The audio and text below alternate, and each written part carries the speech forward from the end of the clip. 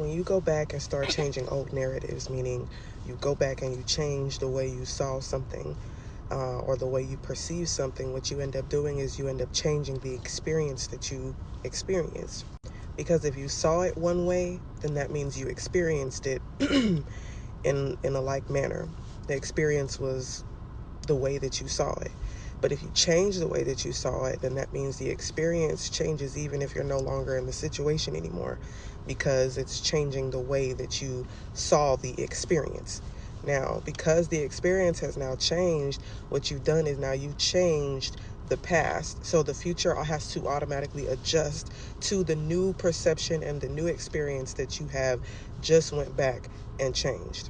So as an automatic response, your higher self, God, universe, whoever you believe in, right, has to start communicating with you, almost like a GPS that has to tell you when you come up on something when you're driving, there's a roadblock or there's an accident right here in this particular area. So it has to reroute you. And so it starts giving you a new set of directions that you follow. Well, that's the same thing. That's why sometimes you see the angel numbers or whatever the case may be.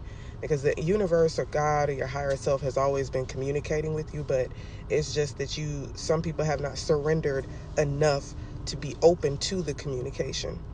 In order to open yourself up or surrender enough to be open to the communication, you have to have opened up your mind to another way of viewing something, which is another form of surrender, which opens up the ability to be able to communicate with the universe, with God, with your higher self, or however you decide to see it. It's almost like there's something blocking your current view, but from behind. Any blockages that you experience in your current reality are only blockages from behind. So in order to remove the blockage that's currently in front of you, you have to open up and you have to surrender and you have to change your way of viewing things and seeing things in order to see it differently, to remove the block or the illusion that's in front of you so that you can proceed, or so that the directions can automatically reroute.